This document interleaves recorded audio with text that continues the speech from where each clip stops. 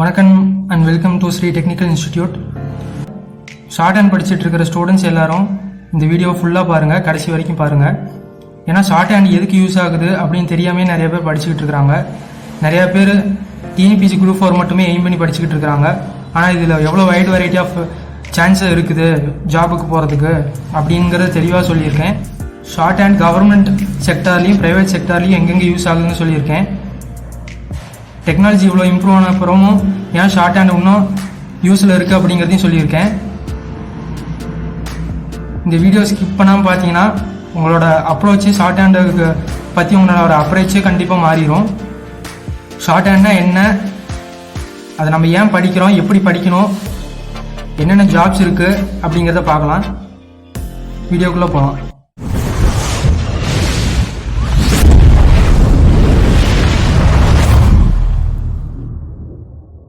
First short ஹேண்ட்னா என்ன? Rapid writing by means of abbreviations and symbols used especially for taking dictation.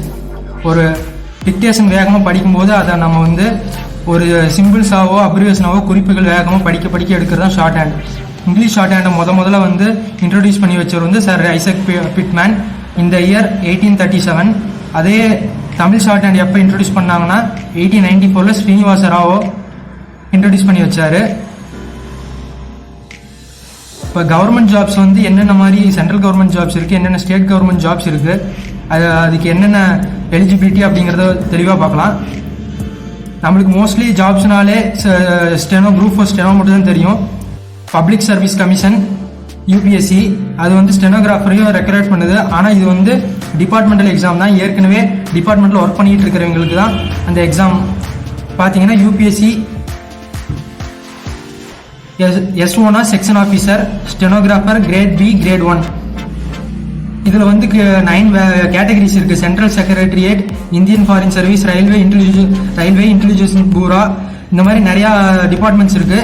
இதில் already ஒவ்வொரு டிபார்ட்மெண்ட்லையும் 3 வருஷம் 4 வருஷம் 5 வருஷம் அந்த மாதிரி டிபார்ட்மெண்ட்டுக்கு ஏற்ற மாதிரி எக்ஸ்பீரியன்ஸ் இருக்கிறவங்களே இந்த எக்ஸாம் எழுதி போஸ்டிங் போடுறாங்க. நம்மளுக்கு இன்னும் நிறைய பேருக்கு தெரியாத exam SSC stenographer great CNT. அதுக்கு எலிஜிபிலிட்டி கிரைட்டீரியா 12th முடிச்சிருந்தீங்கன்னா போதும். அதே மாதிரி நாலேஜ் இன் ஸ்டெனோகிராஃபி தான் கேட்குறாங்க, சர்டிஃபிகேட் கேட்கறது இல்லை.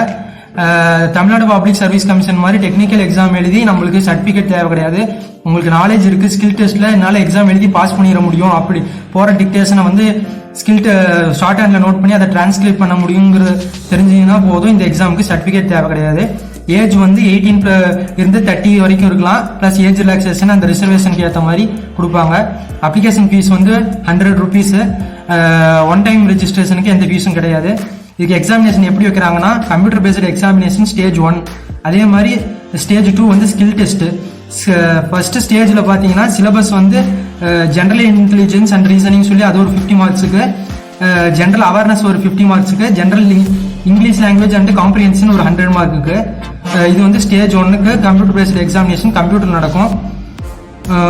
மொத்தம் 200 மார்க்ஸுக்கு. Time 2 hours. இதில் நெகட்டிவ் மார்க்கிங் இருக்குது. 0.25 மார்க்ஸ். ஒரு கொஸ்டின் தப்பாக போட்டிங்கன்னா 0.25 மார்க்ஸ் நெகட்டிவ் மார்க்கிங் இருக்குது. ஸ்கில் டெஸ்ட்டில் பார்த்தீங்கன்னா இங்கிலீஷ் மட்டும்தான். இதில் ஹிந்தியோ தமிழோ தெரிஞ்சிருக்கணும்னு அவசியம் கிடையாது. இங்கிலீஷ் ஆர் ஹிந்தி ஏதாவது தெரிஞ்சிருந்தால் போதும். நம்ம ஸ்டேட்டை பொறுத்த வரைக்கும் இங்கிலீஷ் அதிகமாக படிச்சிருப்பாங்க, ஹிந்தி மேக்ஸிமம் யாருக்கும் தெரியாது. அதனால இங்கிலீஷை மட்டும் ஃபோக்கஸ் பண்ணால் போதும்.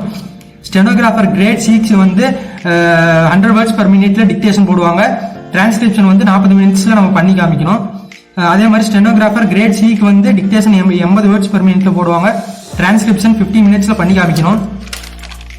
இதுக்கு சேலரி பார்த்தீங்கன்னா ஸ்டெனோகிராஃபர் கிரேட் சிக்கு 50,602 ப்ளஸ் ஸ்பெஷல் அலவன்ஸ்.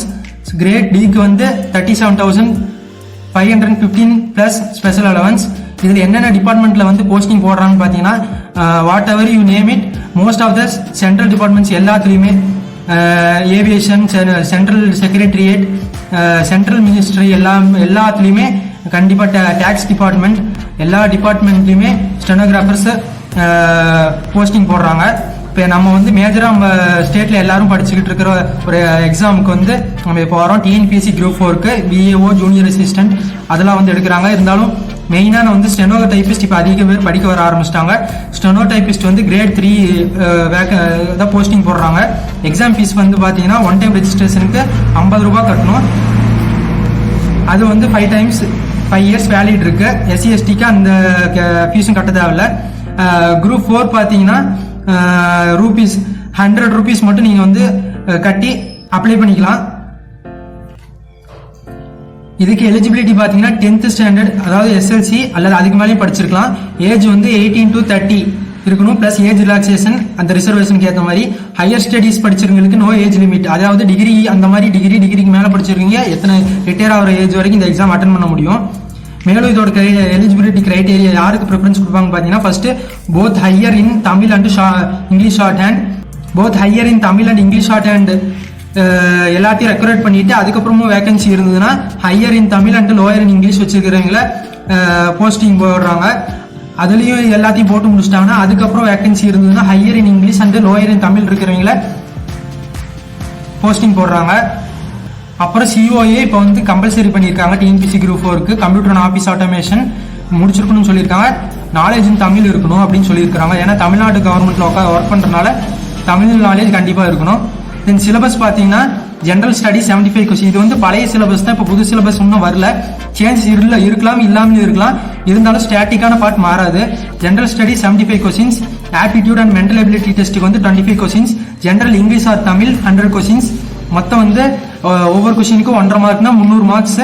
இதுக்கு வந்து மினிமம் குவாலிஃபிகேஷன் மார்க்ஸ் 90. டியூரேஷன் வந்து 3 hours கொடுத்துருக்காங்க. சேலரி வந்து ₹20,600 to 65,500 வந்து லெவல் 10 பே மேட்ரிக்ஸ்ல ஃபிக்ஸ் பண்ணியிருக்காங்க.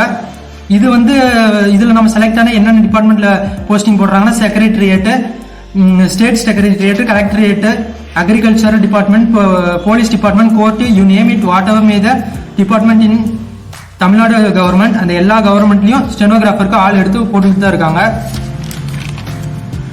அதே மாதிரி இன்னும் நிறைய பேருக்கு தெரியாது வந்து Tamil Nadu police short and bureau அதாவது SBCIDன்னு சொல்லுவாங்க. அந்த போஸ்ட்டுக்கு வந்து குவாலிஃபிகேஷன் 12th முடிச்சிருக்கணும்.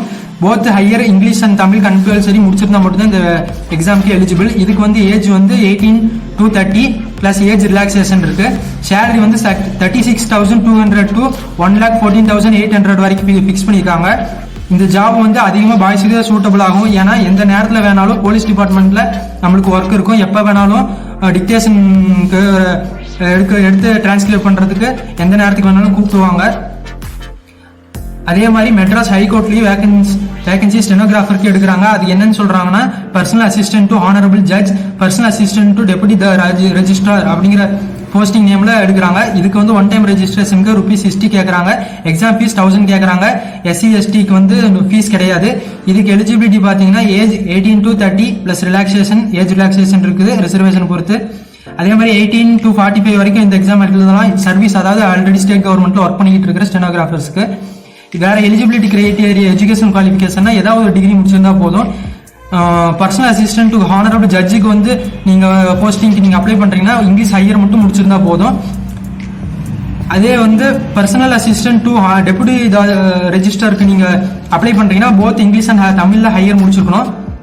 இதோட சேலரி வந்து ₹56,100 to 1,77,500 பிளஸ் அலவன்ஸ் பிக்ஸ் பண்ணியிருக்காங்க.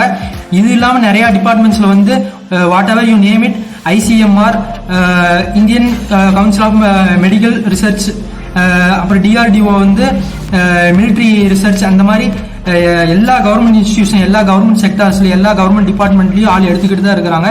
ஆனா மோஸ்ட்லி எல்லாரும் குரூப் 4லயே ஃபோக்கஸ் பண்றாங்க. கண்டிப்பா இருக்கிற எல்லா டிபார்ட்மெண்ட்லயும் நம்மளுக்கு எது செட் ஆகும், எது நம்மளால ஈஸியா கவர்மெண்ட் ஜாப்க்கு உள்ள போக முடியும் தெரிஞ்சுக்கிட்டு படிக்கிறது தான் கரெக்டா இருக்கும். நம்மளோட ஸ்ட்ரென்த் எது, நம்மளுக்கு எது சூட்டபிள் ஆகும்னு தெரிஞ்சுக்கிட்டு படிக்கணும். எல்லாரும் குரூப் 4 படிச்சுட்டு இருக்காங்க. இதனால காம்படிஷன் மட்டும் எச் ஆகுது.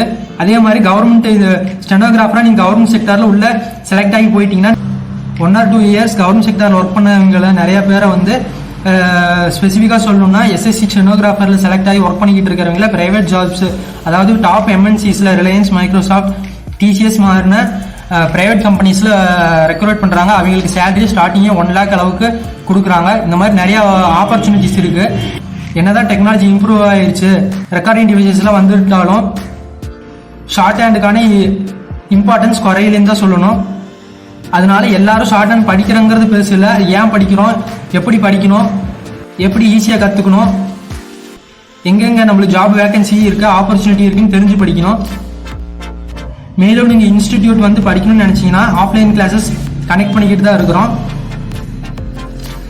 தமிழ்நாடு டெக்னிக்கல் போர்டு நடத்துகிற எக்ஸாமுக்கு கிளாஸஸ் போய்கிட்டு இருக்குது.